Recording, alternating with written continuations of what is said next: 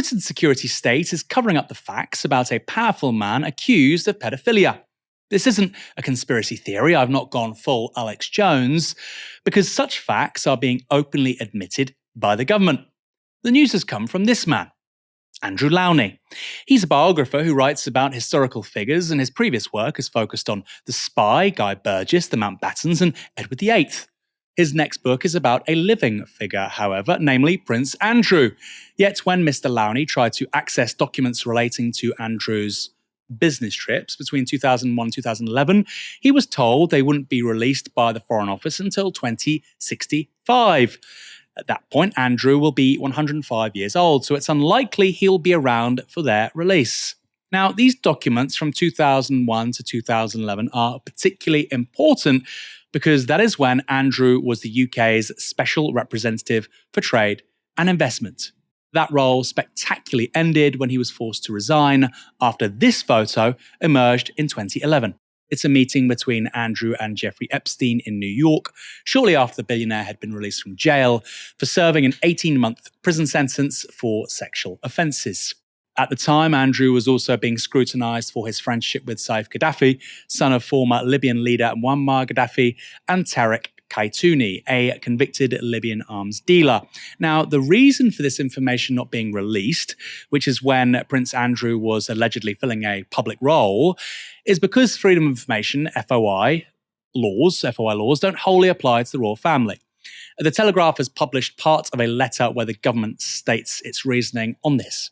Some information is being withheld under Section 37, Communication with Her Majesty and Honours, Section 40, Personal Information, and Section 41, Information Provided in Confidence Exemptions. We do not therefore have to apply the public interest test. If there's a public interest, you need to publish the information. So despite Prince Andrew apparently fulfilling public duties, the public don't get to find out what he was actually doing. Okay. Here's what Mr. Lowney told the Telegraph in response. We are in the absurd position that Prince Harry can reveal the most intimate details of royal life from months ago for personal commercial gain, and royal households currently brief against each other, yet historians cannot look at files. It is extraordinary that files relating to Prince Andrew, the subject of my next biography, will be closed until 2065. Many questions remain about his role as trade envoy, a public appointment paid for by the taxpayer, and his associations with figures such as Jeffrey Epstein. There is also a strong public interest in knowing, for example, who is paying for his security now that he is no longer a working royal. Elsewhere, Mr. Lowney describes himself as a monarchist, but says that does not mean I do not believe the royal family should not be subject to scrutiny. He goes on to say this. We need a much more grown-up approach to the release of royal records, with the onus on keeping closed only what has to be kept secret to protect national security or on data protection grounds. The delays in release create a vacuum for speculation and fantasists. Their release would go some way to restoring trust in institutions, not least the monarchy. Dan, I found that last part really interesting. The idea that these exemptions actually undermine trust in the royals, and particularly with a figure like Andrew, because they allow conspiracy theories to flourish. There's a lot of truth there, isn't there? Well, you can see why conspiracy theories do flourish.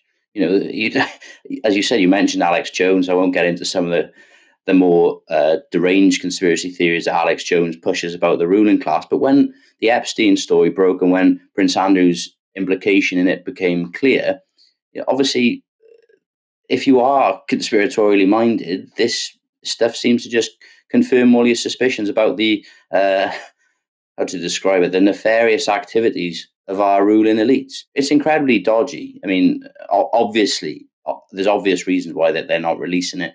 But yeah, it's only going to fuel conspiracies.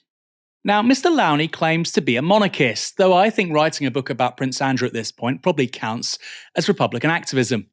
But that hasn't stopped him making some pretty bold assertions about the consequences of his truth-seeking regarding powerful members of the establishment. Here he is speaking to Talk TV last month, specifically about an FOI request he made for a previous book about the Mountbattens. I put in these subject access requests. Eventually, after some fight, they tried to avoid, when this is a statutory obligation, they tried to avoid giving me this information. But they've now provided several hundred pages, which shows that they were monitoring not just my professional career as a historian, but talks I gave, to obscure bookshops and literary festivals, but also monitoring, for example, a defamation case that was brought against me, which I successfully defended, an employment tribunal from a former employee. Why do they? I mean, with the greatest of respect, Andrew, and you're a brilliant biographer. Why do they care? I don't know. Ask them. I'm only reporting what I found. Yeah. I think they don't like what I do because clearly I write quite critically about the royal family. I've had a long 5-year legal fight with the Cabinet Office to release diaries and letters of Lord Mountbatten, which were bought with over £5 million of public money to be opened and were not opened. That was wholly bizarre. I remember this. I remember reading about this at the time, Andrew. You just wanted to write a very good biography of Lord Mountbatten. There were things that they still decided, despite the fact that this person was murdered by the IRA many years ago, despite the fact there had been people convicted of that, they said the case was still open, didn't they? Well, there's several things here. The attempt to get the Mountbatten diaries and letters, which took 5 years, led to the largest release of FOI material ever, 33,000 pages. But they didn't like that. They tried to prevent that material being released. But you're right. In all my investigations into the death of Lord Mountbatten, into what happened with Edward VIII, documents have been destroyed, often destroyed after I asked for them. Material isn't being deposited in the National Archives as it should. So let's just, sorry to interrupt you, Andrew, but I just want to make this clear to our viewers and listeners. So there were historical documents that you asked for, and because you asked for them, they were destroyed. And they've admitted that, haven't they? Yes. One of the things I found in FBI files when I was researching the book was interviews that were done with people on Lord Mountbatten going back to 1943, saying that he not only was a bisexual, but he was a paedophile. And in fact, I supported this evidence with interviews I did in the book with 2 boys who were abused by him. But I then asked for other FBI files on Mountbatten, quoting the various numbers, and was told by the Americans that they had been destroyed. Now, when I asked when they'd been destroyed, they very honestly answered, after you asked for them. And this has been my experience time and time again. The government is trying to shut the stable door after the horse has bolted. Just an extraordinary interview there. And I have to say, people often criticize the newer media outlets and they say the BBC or high quality journalism. The BBC would not publish that. When it comes to the royal family, merely seeking to access the facts and tell the truth is seen as an act of political radicalism, potentially even extremism. You cannot do it in the vast majority of legacy media. Dan, that clip, this whole story is crazy, but that clip was just something else, wasn't it? The idea that this man, he went to Westminster School, right? One of the most expensive public schools in the country. He claims to be a monarchist. He's a literary agent. He's a biographer. He's just trying to do his job. He's just trying to recount the facts of what's happened. And when that's not particularly comfortable for the powerful, like with the case of the Mountbattens, potentially Lord Mountbatten being a paedophile, or potentially here with regards to Prince Andrew and what he was doing when he was gallivanting at public expense for 10 years between 2001 and 2011, when that's uncomfortable, well, we just destroy the files when you ask for them. To what extent do you think the public knows about this stuff? Because I do feel like there's been a massive kickback, particularly by the BBC, just to basically present all of this kind of stuff as just conspiracy theories, And if you call out there, BBC Verify, and you say, well, there probably is something to this, and this doesn't seem like you're in the pursuit of journalistic truth, you get called a conspiracy theorist, right? You're a conspiracy theorist for saying that the people opposing conspiracy theories are doing a bad job, so you really can't win. What's your reading on all this? I'm a bit worried, actually, after watching that clip. But I have a lot of very interested in conspiracy theories. I wouldn't say I necessarily have a lot of time for conspiracy theories. But as you say, in some ways, it's very naive to dismiss conspiracy theories, because when you Google or Wikipedia some of the things that people say, you think, oh, there's actually a lot of truth to this. There's long been accusations that Lord Mountbatten was a paedophile. The link between the ruling class and paedophilia, the people let people do their own research, but it makes for really uncomfortable reading.